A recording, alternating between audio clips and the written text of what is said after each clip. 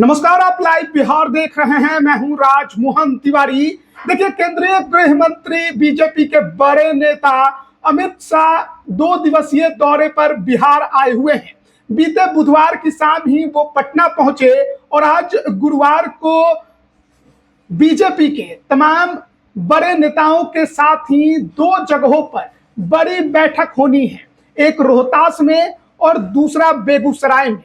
लेकिन उससे पहले पटना में जिस होटल में अमित शाह ठहरे हुए थे, वहां पर उनसे मुलाकात करने खुद मुख्यमंत्री नीतीश कुमार पहुंचे और उनके साथ एनडीए के कई और बड़े नेता मौजूद रहे, जिसमें डिप्टी सीएम सम्राट चौधरी के अलावा बीजेपी प्रदेश अध्यक्ष दिलीप जायसवाल, जनता दल यूनाइटेड की बात करें तो विजय चौधरी और राष्ट्रीय कार्यकारी अध्यक्ष संजय झा भी दिखाई दिए। इस बैठक के कई मायने हैं। लगभग आधे घंटे तक नीतीश कुमार और अमित शाह के बीच बंद कमरे में बातचीत हुई और कहा जा रहा है, जो खबर निकलकर सामने आ रही है, कि इस बैठक में एनडीए के अंदर सीट शेयरिंग को लेकर भी बातचीत की गई है। जो डिमांड लगातार चिराग पासवान, जीतन राम मांझी, उपेंद्र कुशवाहा के तरफ से की जा रही थी, उस पर बातचीत हुई है।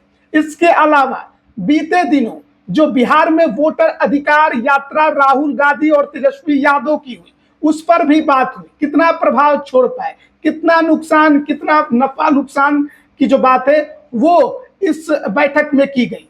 इसके अलावा अभी जो बिहार में तेजस्वी यादव की बिहार अधिकार यात्रा शुरू हुई है, इस पर भी चर्चा हुई है, बातचीत हुई है कि इसके क्या मायने निकाले जाए, कितने फायदे और कितने नुकसान इस यात्रा के जरिए हो सकते हैं।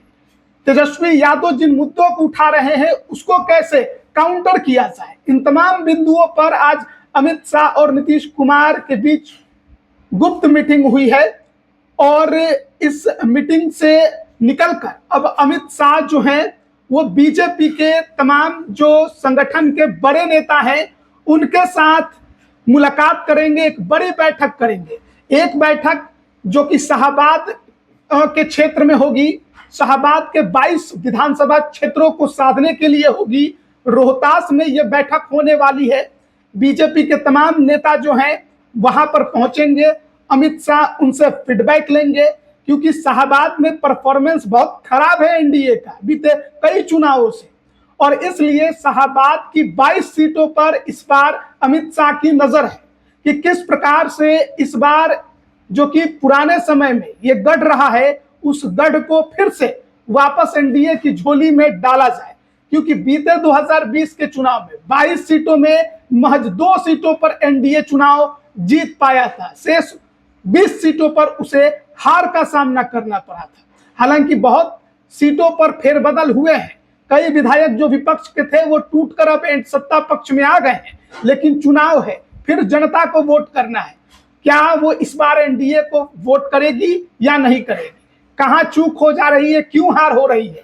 तो शाहबाद जीतने का प्लान भी आज अमित शाह रोहतास में बैठकर बनाएंगे और फिर वहां से वो निकल जाएंगे बेगूसराय। बेगूसराय में भी बैठक होगी और बेगूसराय में मगध क्षेत्र को लेकर बैठक होगी। मगध की 26 सीटों पर भी एनडीए का परफॉर्मेंस बीते 2020 के चुनाव में खराब रहा है, और ऐसे में इन सीटों को भी किस तरीके से टैकल किया जाए, क्या रणनीति बनाई जाए, किस प्रकार से कैंडिडेट का चयन किया जाए, कहां कमी रह जा रही है, कौन सी चूक हो जा रही है कि मगध और शाहबाद में एनडीए को हार का सामना लगातार करना पड़ रहा है। और इसी वजह से आज का जो अमित शाह का बिहार दौरा है और ये जो 2 जगहों पर बैठक होनी है, एक बेगूसराय में और एक रोहतास में, ये बैठक बहुत अहम है उन पहलवानों के लिए भी जो चुनावी मैदान में उतरने को तैयार हैं, टिकट की दावेदारी कर रहे हैं, और एनडीए के लिए भी, बीजेपी के लिए भी, कि वो अपने गढ़ को दोबारा से अपने हाथ में कैसे ले पाए, किस तरीके से महागठबंधन को उन क्षेत्रों में हरा पाए। क्योंकि मगध में भी 26 सीटें हैं और 26 में महज 7 सीटों पर एनडीए को जीत मिली, 19 सीटों पर हार हो गई 2020 में।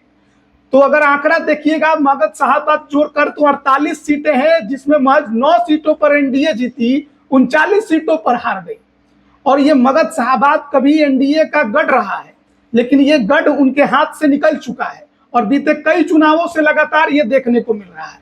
ऐसे में अमित शाह का ये 2 दिवसीय दौरा बहुत खास है और नीतीश कुमार को भी ये मालूम था, इसीलिए नीतीश कुमार खुद सीएम आवास से निकलकर अपना काफिला लेकर, नेताओं को लेकर सीधे अमित शाह से मिलने पटना के बड़े होटल में पहुंच गए और वहां पर बंद कमरे में दोनों नेताओं की बातचीत हुई है।